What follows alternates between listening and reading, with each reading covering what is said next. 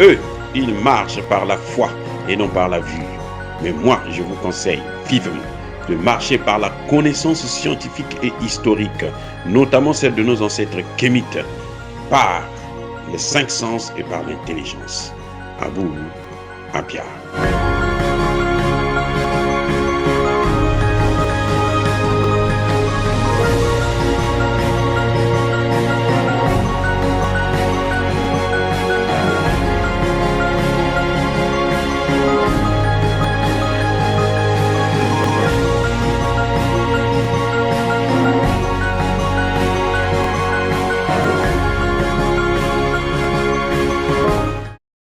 Les amis, vous avez vu, le Congo est dans l'eau. Les hôpitaux. Ça, là, nous sommes dans un hôpital. Le bureau du médecin est dans l'eau. Les lits sont, flottants. Mais le médecin vient quand même s'occuper des patients. Vous ne voyez pas que c'est formidable comme message que ce médecin est en train de nous donner? Il n'y a pas quelqu'un d'autre qui peut féliciter, admirer un tel professionnel. Personne d'autre que nous autres, des gens comme nous. Parce que vous savez, si l'État peut apprécier un tel médecin, la meilleure appréciation, c'est de lui donner des conditions normales de travail. Pas meilleures, mais normales. C'est tout. C'est-à-dire qu'on est un hôpital où on ne peut pas voir ce genre de calamité. Donc l'État est défaillant. Ce sont les faits, ce que nous voyons là, ce sont les faits. L'État ne peut rien pour ces gens, ni pour les malades, ni pour leurs aides-soignants, leurs médecins, leurs professionnels de santé. C'est donc à nous de relever le défi. Et nous, c'est pour ça que je tiens, hein, j'ai dédié cette vidéo pour ce médecin. Je dis, c'est formidable. Quand j'ai vu ça, j'étais triste. Vous avez envie de pleurer pour ce jeune petit garçon, ce bébé, qui est dans des conditions difficiles avec sa famille. Mais quand je vois le dévouement de ce médecin, la volonté d'un homme pour travailler dans de telles conditions. Et parfois, quand vous voyez là, parfois là, il a passé 2 mois, il n'a pas de salaire. 3 mois, pas de salaire. Parfois, c'est un volontaire seulement. Il n'est même pas engagé dans la fonction publique. Je ne le connais pas, donc je ne peux pas vous dire exactement ce qui se fait. Mais je vous dis que ce sont des hypothèses que nous avons. J'ai vu plusieurs médecins au Congo, Brazzaville. Je parle bien du Congo, Brazzaville, mon pays natal, que j'aime bien. J'ai vu plusieurs médecins qui vous font 10 ans. Il vient, il travaille, il n'est pas payé, il n'a pas de salaire, il n'est pas engagé dans la fonction publique. Donc, il vient seulement juste parce que, bon, au lieu de rester à la maison, ne rien faire, il va perdre les connaissances, il va s'abrutir, il vient donner gratuitement. Et ils sont comme ça nombreux au Congo. C'est à ceux-là que je tenais à saluer. Pas ces médecins qui, quand vous arrivez avec un patient dans des hôpitaux au Congo-Brazzaville, je dis bien Congo-Brazzaville, qui ont prêté le serment d'Hippocrate. Bon, le serment d'Hippocrate, on va parler de ça après. Ils ont prêté le serment. Mais tant que vous n'avez pas l'argent, il ne touche même pas votre patient. Il peut mourir devant vous. Devant lui, il est là. Le patient est en train de mourir. Il le laisse parce que les parents, la famille n'a pas d'argent. Alors qu'il a prêté le serment d'Hippocrate. Mais c'est normal, puisque le serment d'Hippocrate, Hippocrate lui-même, c'était un voleur. Attendez, écoutez. On devrait plutôt parler du serment d'Imhotep, parce que Imhotep, c'est le plus grand médecin, c'est le grand médecin, c'est l'inventeur de la médecine même. C'est un noir. On est parti prendre Hippocrate, qui a traduit les textes de nos grands médecins de l'Égypte ancienne, et qui a pris la paternité de ce qu'il a traduit. Vous voyez, donc, un voleur comme ça, donc son serment, là, qu'on prête sur son nom, là, ça n'a aucune valeur. Bref. Je disais encore une fois de plus que je ne suis pas dans l'opposition, mais je montre les faits. Hein? Les faits. Les faits. Mais cette vidéo, je dois vous faire savoir que ça ne se trouve pas. Ça ne se passe pas dans le sud. Hein? Ça se passe au nord du Congo-Brazzaville. Ça s'est passé jeudi. Donc, il y a 2-3 jours. Et ça devrait être autour de Mosaka, quelque chose de ce genre. Bref, en tout cas, c'est au nord du pays. Ça veut dire que la situation qu'il y a au nord là, et la situation qu'il y a au sud, là, vous êtes tous là, dans le même bateau. En tant que docteur en sciences politiques, la leçon que je tire là, c'est que nous sommes tous dans le même bateau. Si le Congo va bien, ce sera pour les ressortissants du Nord et les ressortissants du Sud. Si le Congo va mal, c'est tout le monde. Là, ça va mal, hein, parce qu'on peut nous dire, vous pouvez dire tout ce que vous voulez, vous pouvez acclamer comme vous voulez. Je n'ai rien à dire, je montre les faits. Je dis, ce que vous voyez là, ça c'est ce qu'on appelle la misère. Ça c'est ce qu'on appelle la pauvreté. Le dernier degré de la pauvreté, c'est ça. Les gens n'ont même pas de quoi se vêtir, se protéger contre les intempéries. On va nous dire que, oh, le changement climatique, c'est faux. Ça là, les gars, n'écoutez pas ça. Moi, en tant qu'expert, je vous dis que ça, ce n'est pas le changement climatique.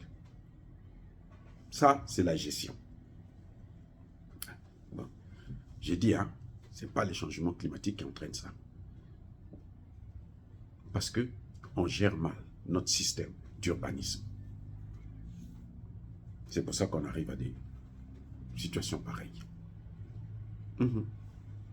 Donc, ne croyez pas ce qu'on dit, non, le changement climatique.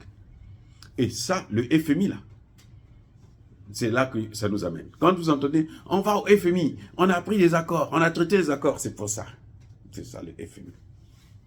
Ce sont les conséquences du FMI. Ce sont les conséquences de la Banque mondiale. Quand vous allez prendre l'argent de la Banque mondiale, il y a des conditionnalités qui viennent avec. Et ce qui font que il y a certaines politiques qu'on ne peut pas mettre en œuvre. Je ne disculpe pas les dirigeants. Non. Ça ne me regarde pas du tout. Ok? Il faut bien comprendre ça. Je ne dis pas que non, eux, ils font bien, ils font mauvais. Non. Je dis tout simplement que lorsque vous avez des leaders politiques qui pensent que la politique d'un pays se résume à aller faire la mendicité auprès des bailleurs de fonds, du Club de Paris, du Club de Londres, du FMI, de la Banque mondiale, ça vous entraîne dans des situations pareilles. Et là, même si vous restez 40 ans au pouvoir, vous ne pouvez pas faire mieux que ce que vous êtes en train de voir là. Ce n'est pas moi qui le dis, ce sont les faits qui parlent. Vous avez vu, nous avons fait venir, au Congo là, on a fait venir, comment on l'appelle? Dominique Strauss-Kahn, le spécialiste des fesses. Hein? Il est venu là. Alors là, les pauvres petites filles là-bas avaient chaud. Mais bon, c'est pas grave. Il est venu. Il a passé seulement peut-être 1 an, 2 ans. On nous a dit, le Congo qui avait des excédents budgétaires s'est retrouvé dans une dette insoutenable. On disait que c'était un grand économiste, hein, mais celui qui vous a dit ça, là, il a menti. Bref, encore une fois de plus, docteur, j'ai beaucoup de respect pour vous. Vraiment. Je serais bien heureux si un jour j'arrive au Congo, que je puisse avoir l'opportunité de parler avec vous, hein, de vous voir, de vous connaître. Parce que ça, faire ce que vous êtes en train de faire là, c'est merveilleux. Il faut vraiment avoir un cœur. Il faut vraiment être préparé, être humaniste. Il faut vraiment avoir prêté le vrai serment, pas celui d'Hippocrate, mais celui d'Imhotep, notre ancêtre, le plus grand médecin de l'histoire de l'humanité. Dire cela, s'inciter à la haine ou à la violence, non. Encore une fois de plus, bien-aimés frères et sœurs, en cette fin d'année, en cette nouvelle année 2024, le mois de janvier, c'est le mois des comment on appelle ça, des souhaits, eh bien, je vous présente. Je vous souhaite tous les meilleurs vœux pour cette année 2024. mais que tous ceux qui persécutent le continent africain, le pillent et le déstabilisent, qu'ils soient noirs, blancs, chinois, arabes, juifs, indiens, japonais, ou qui qu'ils soient punis, maudits, foudroyés, neutralisés, écrasés, effacés par le Dieu des Kémites et par nos ancêtres angélisés. Vive l'Afrique éternelle, j'ai dit et j'assume.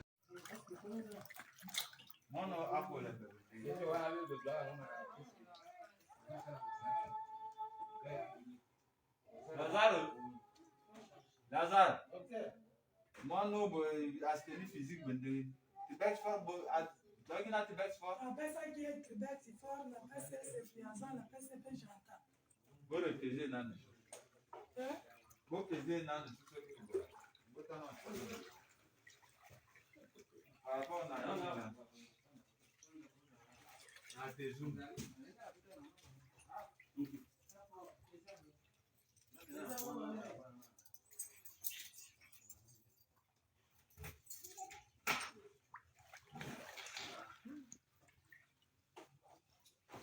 Ça, c'est mon bureau. Dans l'eau. Dans l'eau.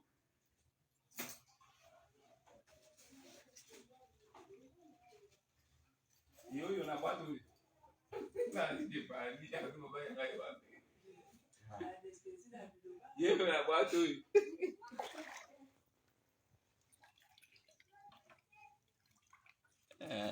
Porque no está ni kuna.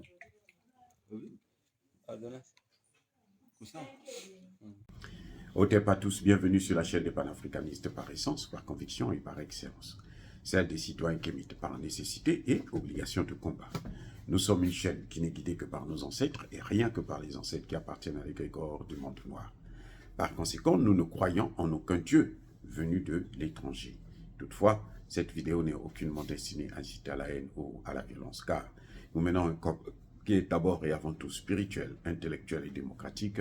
Ensuite, il est politique, géopolitique et géostratégique, contre l'impérialisme, le colonialisme, le néocolonialisme et l'endocolona, qui sont tous qualifiés de crimes contre l'humanité. Nous menons ce combat sur la base du principe fondamental que nous avons hérité de nos ancêtres kémites, qui est celui de la Mahat, c'est-à-dire solidarité, vérité et justice. Vous êtes donc en droit de connaître la vérité et nous avons l'obligation de vous dire la vérité et rien que la vérité, afin que justice soit rendue au continent africain. Et ça, c'est notre modeste contribution dans cette noble lutte en faveur de la souveraineté, la dignité, la solidarité et l'unité africaine. C'est exactement ça que nous appelons le panafricanisme. Bien-aimés frères et sœurs, je veux vous faire voir une vidéo. C'est la réalité, les faits, ce qui se passe au Congo-Brazzaville. Mais je dois vous avertir que ça, ce n'est pas une vidéo de l'opposition. Non. Je n'appartiens ni à l'opposition, ni à la mouvance présidentielle. Je m'en fiche éperdument de tout ça. Je suis tout simplement un docteur en sciences politiques qui regarde des faits et qui fait son analyse, qui présente les faits à d'autres. Mais cette vidéo, elle est spéciale pour moi. Elle est spéciale pourquoi? Parce que je voudrais rendre hommage à un médecin pour le travail qu'il est en train de faire dans des conditions tellement misérables, que nous avons l'obligation d'acclamer ce genre de professionnels de santé. Sauver des vies dans les conditions comme celles que vous allez voir là. C'est une vidéo d'1 minute 24 secondes seulement. Et je vais vous laisser le soin de regarder la vidéo. Et puis après, bon, on pourra dire un mot si vous le souhaitez bien, si vous le voulez. Voilà. Donc, bien aimés frères et sœurs, je vous laisse le temps de regarder ce qui est en train de suivre.